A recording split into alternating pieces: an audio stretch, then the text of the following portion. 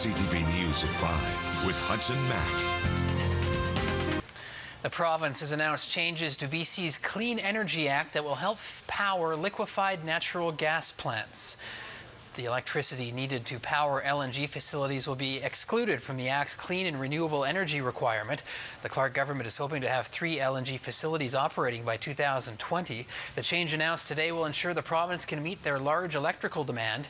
The government says construction of the LNG plants and connecting pipelines could generate 1,400 jobs and $600 billion in gross domestic product over 30 years. Emergency responders who put their lives on the line to protect you are taking steps to reduce the amount of danger on the job. Paramedics, police officers, and firefighters gathered in Saanich today to discuss the importance of Bill 39, the Emergency Intervention Disclosure Act. Emergency response workers will now have access to information about the potential diseases they could be exposed to while at work. Today they learned how to protect themselves from coming into contact with bodily fluids. The workers say the bill doesn't only protect them, but their families as well. I have small kids at home. It helps protect me. It helps protect me from bringing anything home to my kids that could potentially harm them. And it's scary. I've been in incidents where close friends of mine who have been exposed and have had to be taken to hospital, have had to take the cocktails and the drugs, and I've seen the effects on them and their family. It's stressful and it's scary and it's life-altering. Bill 39 allows emergency response workers to get a court order requiring people to give a bodily fluid sample in case one is not given voluntarily. A Langford man has been charged with 5 counts of sexual assault, and West Shore RCMP say they are looking for more victims.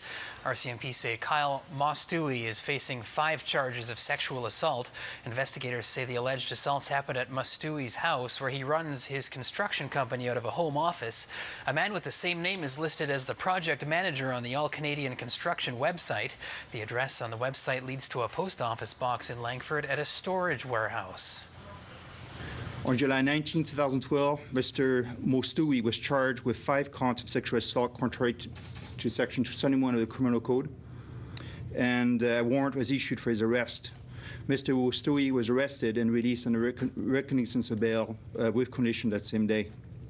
All of the alleged incidents occurred between October 2010 and September 2011 at Mr. Mostui's residence, which also serves as his business office. If anyone has information regarding this investigation, you're asked to contact RCMP or Crime Stoppers. A Saanich man got an unpleasant surprise at his door this morning after he was confronted by a stranger who put a knife to his neck. Police say the victim was held for about 15 minutes, but managed to leave his basement suite unharmed, then called officers from work.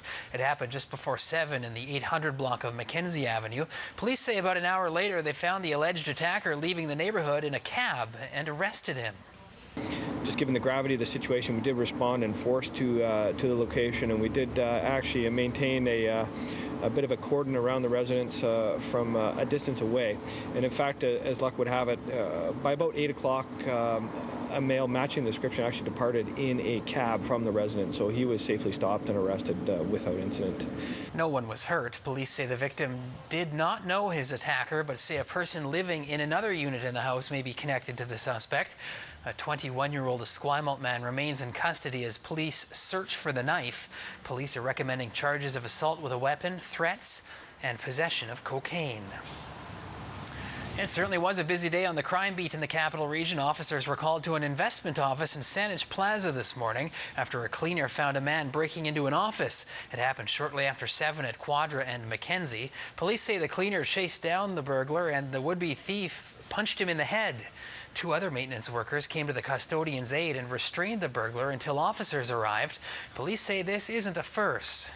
A maintenance worker arrived at work and was about to walk into the building to clean and found a male running out of the building and was aware enough to grab onto the person and not let them go. Turns out that he was breaking into a building, and this has happened 3 times over the last couple of weeks. The 46-year-old man was arrested. Officers say he is well known to police. West Shore RCMP has 2 people in custody after seizing a large stash of drugs from a vehicle leaving BC ferries. The vehicle was stopped after getting off the ferry, and the man and woman inside were arrested. Police have seized almost 300 grams of crystal meth, 15.5 ounces of crack cocaine, as well as a handgun and ammunition. Mounties then searched the home of one of the suspects on Pickford Road in Colwood, where they say they seized a scale and a money counter.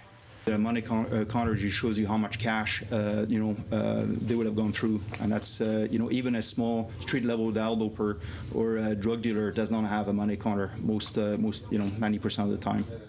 RCMP say the man in custody was prohibited from possessing firearms, and the female suspect has a warrant for her arrest related to a previous theft. 2 Saanich men have been arrested after a Colwood home was turned into a burning inferno last week. RCMP say the fire on Kelly Road was deliberately set, and an abandoned car led them straight to the suspects. Officers say the vehicle was parked not far from the house and was recently reported stolen by a pair of men known to the victim. RCMP say the home was being prepared for a legal marijuana grow operation. Apparently the homeowner had a license to grow, but there were no plants inside yet.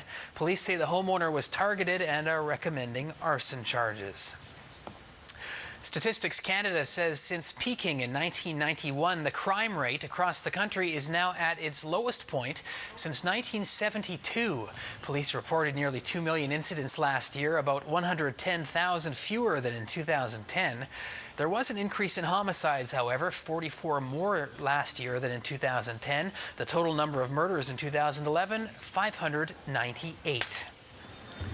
Crime in the capital also down. Statistics Canada numbers show a 14% drop in crime in Victoria and Esquimalt in 2011. Victoria police say one of the reasons why is their increased focus on property crime, which is down 18%. Vic PD says violent crime fell 16%. Victoria and Esquimalt's crime severity index ranks 30th among metropolitan areas in Canada. Crews are preparing to return to the scene of that deadly landslide in Johnson's Landing to begin the grim task of recovering 2 bodies still buried under meters of earth. The BC Coroner Service says search teams with the help of heavy excavators will go back for another 2 days later this week to try and dig out the bodies of 17-year-old Rachel Weber and 64-year-old Petra Fries. Crews will concentrate their search near the Weber's family home, where they think the missing teen will be found. The plan is to continue excavating at the Weber, the site of where the Weber house was. We've done some extensive analysis. The area where the Fries house was is an enormous and difficult search area. We spent 2 days excavating that area, and while we did find some artifacts of the home, the findings indicate to us that we are very unlikely to find Mrs. Fries' body at that site, and we will not go back and excavate that site.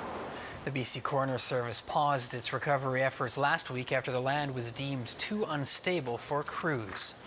Vancouver police have seized 4 high-end vehicles after some young drivers were clocked racing at extreme speeds. They were clocked at more than 160 kilometers an hour. The drivers were pulled over just after 2 this morning on Vancouver's Highway 1. RCMP say the drivers are all in their 20s, and 3 of them only had their learner's license. All 4 received speeding tickets for $483 and had their cars impounded. The vehicles included a 2009 Subaru Impreza, 2010 Nissan 370Z, a BMW M3, and a 2008 Porsche Cayman. Murder charges have been dropped against a Nanaimo man in connection with a shooting in May of 2010.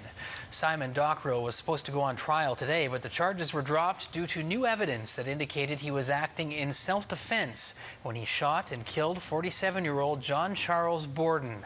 Dockrell was also wounded by gunfire in the daytime altercation that shocked people working in an industrial area of Nanaimo. Thieves broke into the Future Shop at Country Club Centre in Nanaimo overnight, making off with $10,000 in electronics, including more than a dozen iPads.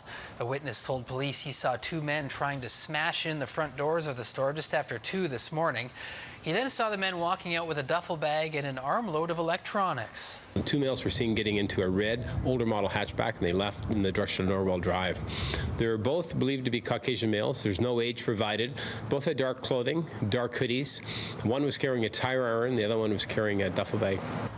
15 iPads were taken, along with a number of pay-as-you-go cell phones. Anyone with information who might be responsible for the theft is asked to contact Nanaimo RCMP or Crime Stoppers. The ENN railway station in Nanaimo is back up and running after nearly burning to the ground. The Island Corridor Foundation is celebrating the grand reopening of the Nanaimo train station tomorrow. The station has undergone major renovations after fire badly damaged the building 5 years ago.